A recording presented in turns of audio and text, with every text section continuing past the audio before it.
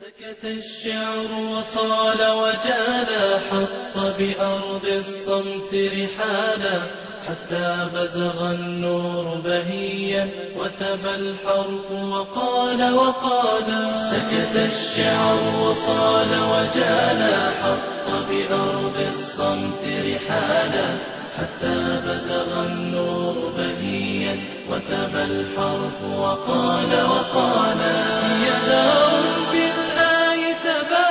അംഗീകരിക്കുന്ന ഇബ്നു ഹജറുൽ ഹൈതമി രേഖപ്പെടുത്തുകയാണ് വലഖദ് അഫ്താ ജമാഅത്തും മിൻ ഉലമാഇ ശാഫിഇയ്യ ബിഹദ്മി ഖുബ്ബത്തിൽ ഇമാം ശാഫിഈ വഇൻ സുരിഫ അലൈഹാ ഉലൂഫും മിനദ് ദനാനീർ ആയിരക്കണക്കിന് ദീനാറുകൾ ചെലവഴിച്ചിട്ട് നിർമ്മിച്ച ഖുബ്ബയായിട്ട് പോലും ആ ഖുബ്ബ ശാഫി ഇമാമിന്റെ ഖബറിന്റെ മുകളിലുള്ള ഖുബ്ബ ഇടിച്ച് പൊളിക്കാൻ വേണ്ടി ശാഫിഈ മദ്ഹബിലെ പ്രമുഖന്മാരായ ഒരു സംഘം തന്നെ ഫത്വ കൊടുത്തിരിക്കുന്നു.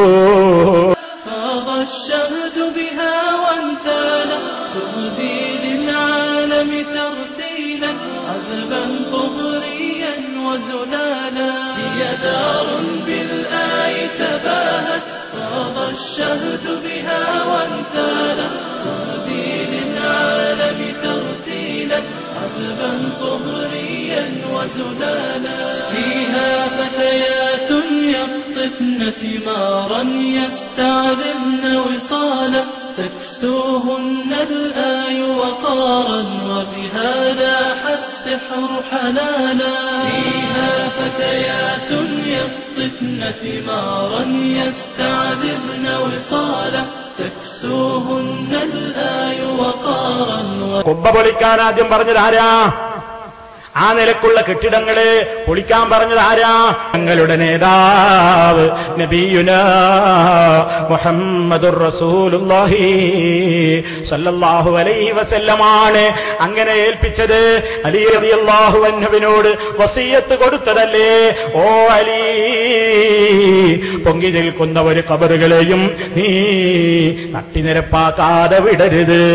അതേപോലെ തന്നെ നീ എന്ത് ചെയ്യരുത്, ഒരു പ്രതിമയെയും തകർക്കാരെയും വിടരുത് എന്നൊക്കെ അലി റളിയല്ലാഹു അൻഹുവിനോട് ആദ്യം ഓർഡർ കൊടുത്തത് മഹാനായ നബി സല്ലല്ലാഹു അലൈഹി വസല്ലമാണ്. ആ ഓർഡർ മറ്റൊരാളോട് പകർന്നു കൊടുത്തത് അലി റളിയല്ലാഹു തആല അൻഹു മറ്റൊരാളോട് അതേ വസിയത്ത് കൊടുത്തിട്ടില്ലേ?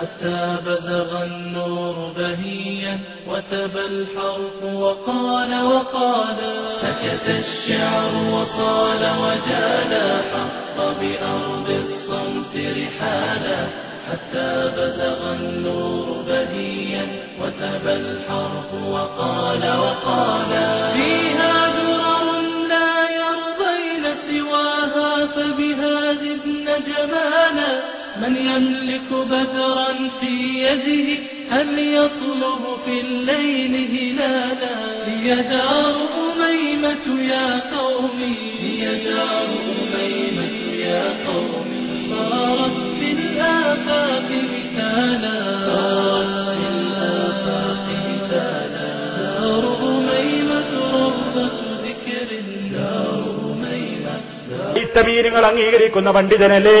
അദ്ദേഹത്തിന്റെ അസ്സബാജിർ എന്ന കിതാബിൽ പറയാണ് തജിബുൽ മുബാദറത്തു ലിഹദ്മിഹാ വഹദ്മിൽ ഖിബാബില്ലതി അലൽ ഖുബൂരി ഇദ് ഹിയ അദറു മിൻ മസ്ജിദിൽ ദിറാർ ലിഅന്നഹാ ഉസ്സിസത് അലാ മഅസിയത്തി റസൂലില്ലാഹ് സല്ലല്ലാഹു അലൈഹി വസല്ലം എന്നിങ്ങനെ അദ്ദേഹം വിശദീകരിക്കുന്നുണ്ട്.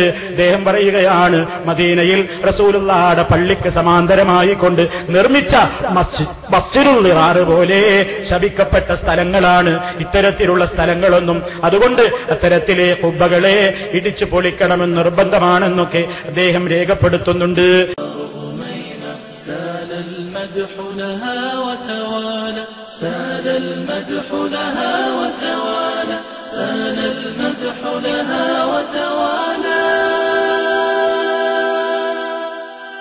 سكت الشعر وصال وجالا حط بأرض الصمت رحالا حتى بزغ النور بهيا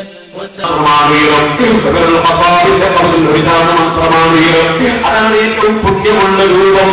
റസൂലുള്ളാഹിയുടെ ഖബറിൽ ഒരു ചാണ് മാത്രമാണ് ഉയരം. സിദ്ദീഖ് റളിയല്ലാഹുവിന്റെ ഖബറിൽ ഒരു ചാണ് മാത്രമാണ് ഉയരം.